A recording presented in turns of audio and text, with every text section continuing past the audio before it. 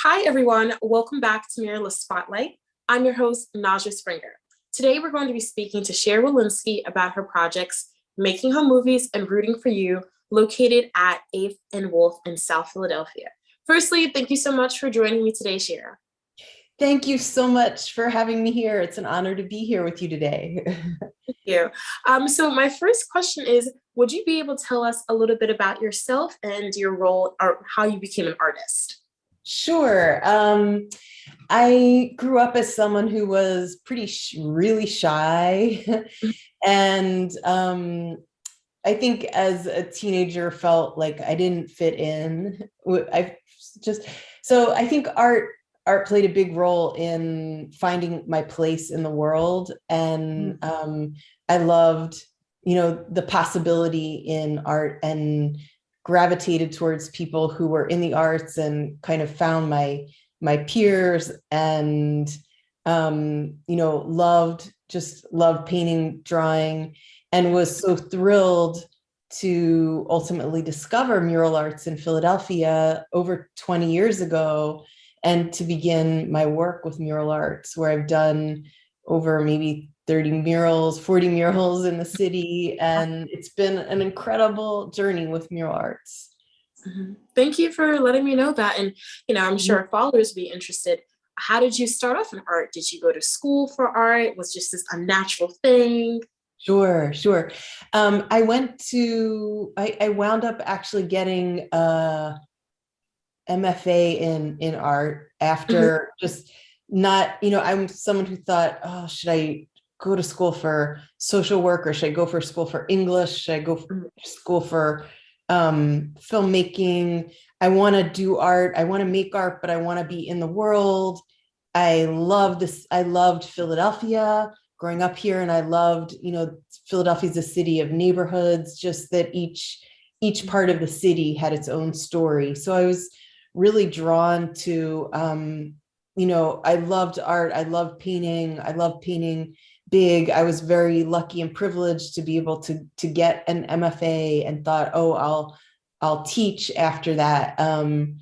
And met someone that worked at Mural Arts at that time and began, she said, do you want to paint a mural over the summer? And this is a long time ago. And I said, yes. And worked on a first project at Sixth and Master.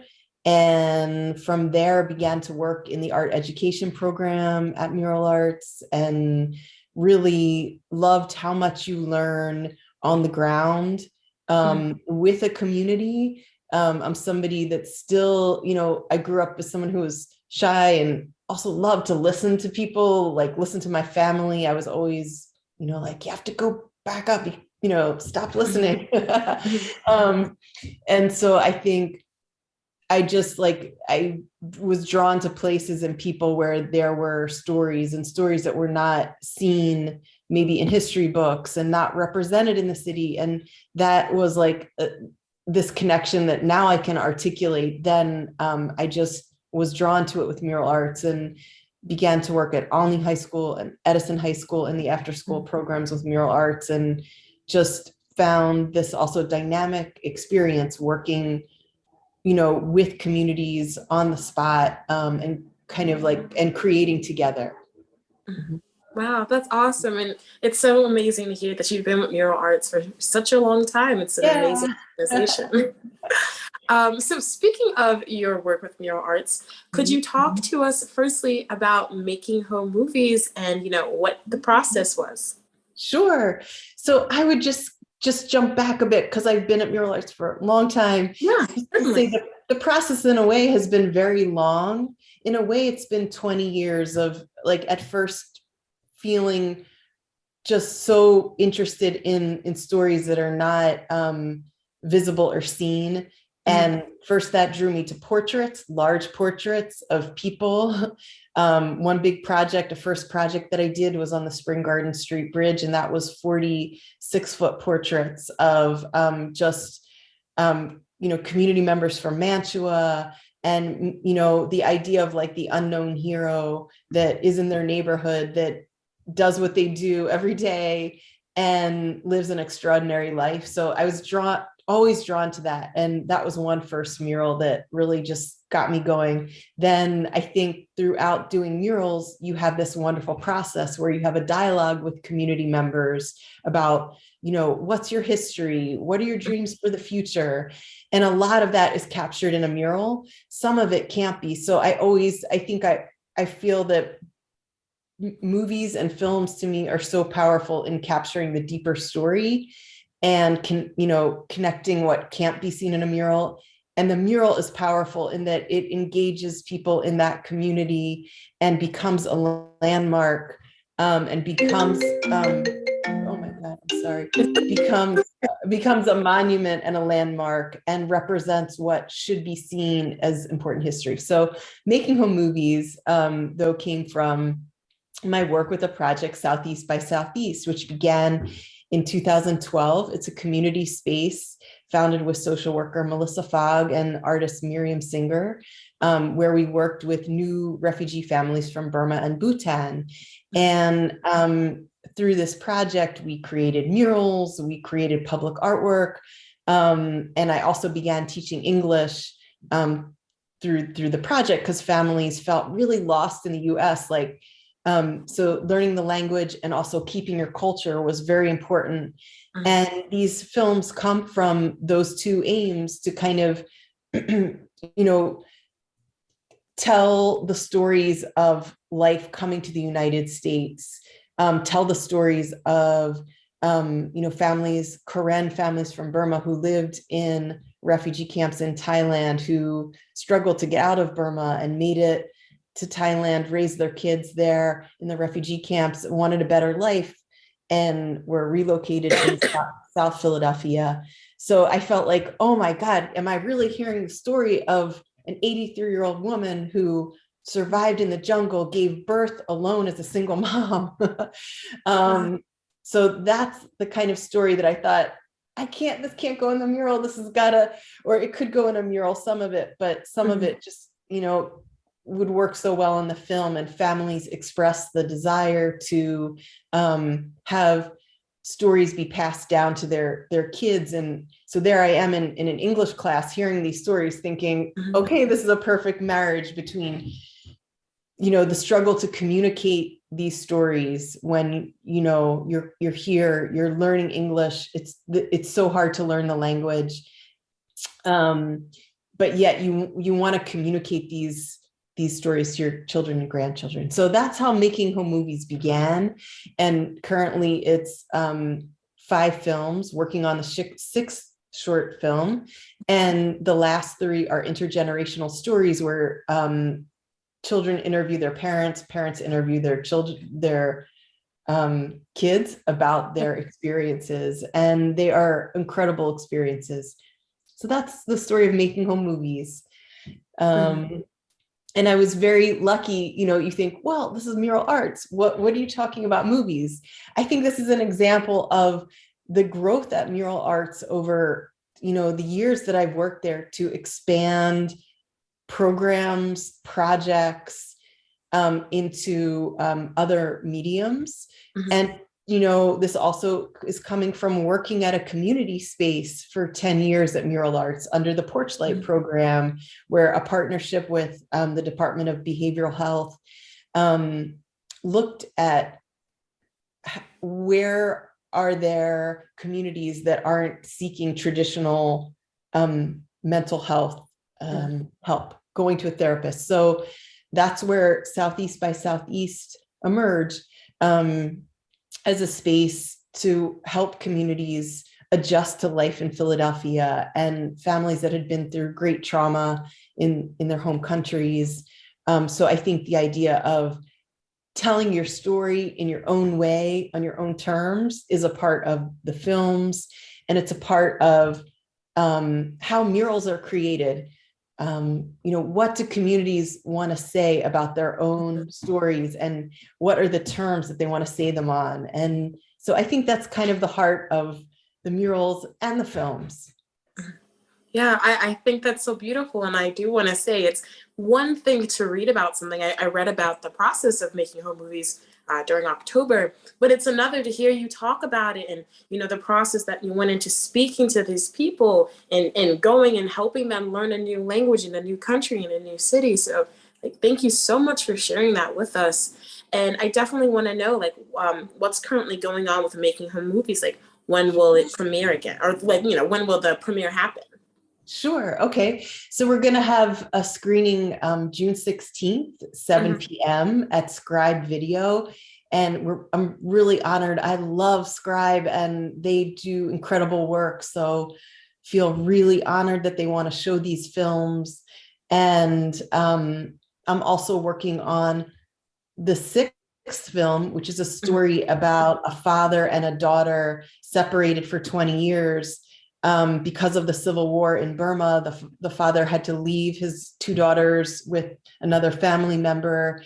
And so the film is about their being reunited in Philadelphia after 20 years, and amazing story. So it's been exciting to work on that because you're involved in the interviews, you show the film to the family, they contribute, they say yes, no, we edit together. They are a family of musicians, so they are creating the music for the film. So I'm super thrilled to be able to share these stories June 16th. Yes, you heard it, everyone, June 16th. Write it down. And then to transition, could you tell us about Rooting for You? Yes. Okay. Rooting for You. The title says what it is. It's about pride. It's about love for a neighborhood, for a community. The mural's located on 8th Street, right above Wolf. And it was a collaboration between myself, Mural Arts, CMAC, and the Key School. And the mural is a map going from Mifflin Street to Oregon Avenue. And it goes from 10th all the way to the river. And it celebrates those special communities and organizations that are not on the official map, that do the good work every day of supporting their communities and the neighborhood. In it, you can find a local grocery store that has incredible food from Mexico and South America called JJ's Supermarket. You can find the Growing Home Gardens, refugee gardens. You can find, let's see, greetings in different languages. You can see Black Lives Matter poster with a LGBTQ2 rainbow. You can find, so I think it's about living in this diverse, dense, bustling space that has struggle, that and also has pride, that has, again, it's right across the street from a school, a wonderful school called the Key School. I work closely with Lisa Yao, who's a wonderful teacher there. And we ask students, what's your favorite spot in the neighborhood? What do you see on your way home from school? And kids did incredible, fabulous drawings, everything from, local foods to the two pets they wish they had. Some of it, most of it fit in the mural. The mural also highlights a wonderful business corridor that not everyone knows about on 7th Street that has a lot of great Southeast Asian businesses, Mexican businesses, and also a ship, the SS United States, which is a landmark. You may have seen it if you're at the IKEA parking lot. Yeah, I know exactly what you mean. Right. So it's a mural that should kind of orient you and place you in the space, and also let you maybe look for, there's like a school that my son went to, or there's, a community center, the Powell Center at 6th and Snyder. There's, so I think each neighborhood just has these incredible spaces and they're not always seen. So this is about, again, pride. It's about visibility. It's about connectivity in the neighborhood. Wow, that's so beautiful. You have a wealth of knowledge and you've done so many different types of artwork. And I would love to know what advice you would give to a young aspiring artist, seeing as you are absolutely talented and have done so much. Well, thank you so much. For young artists, I would say go, go, go. Like, do your thing. Be really passionate. Be prepared, if you love art, to have a few jobs lined up possibly in the mix. But I think it's a great moment for artists. I think actually, growing up, I did not, this puts me in an age, but we didn't have, social media or that whole world, which is really about the visual world. So I think the visual world has become more important and more part of our daily life. I think it's a great time for artists, but artists always have to struggle to make a place for themselves. I think if you are close to mural arts and you want to get involved, there's a wonderful internship program. Yes. There's also great muralists who might love to mentor you or help you. So I think finding the people that you connect to and email them, find them on social media, just say, hey, what is your advice for me? Like, find your person who's gonna help you, and go out, meet people, get connected, read, go to art shows, watch movies, and hustle and work and keep going. And don't, I think sometimes actually consistently throughout your career as an artist, you never get there. You're always getting there. You're always going to have rejection. So just build up that armor and just say, all right, keep going. One for, I'm going to look for something else and I'm going to try to learn from that. Easier said than done. But we've heard Shira, go, go, go. That's absolutely certain.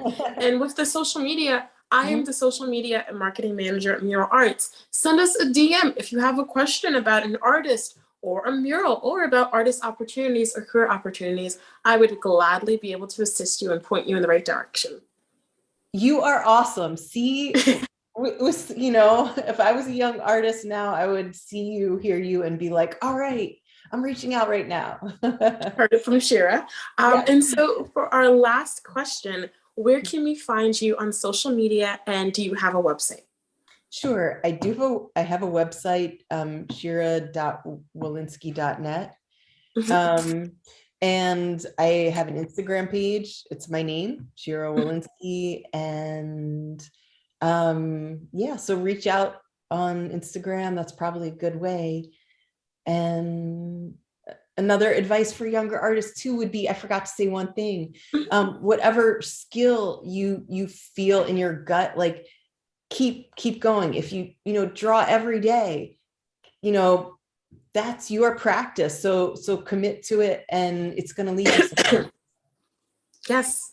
Thank you so much once again for this month's Muralist Spotlight. I hope that people take away all of this valuable information that you gave. I know I was taking some mental notes. And until next time, everyone, have an awesome day. Thank you so much. Have an awesome day.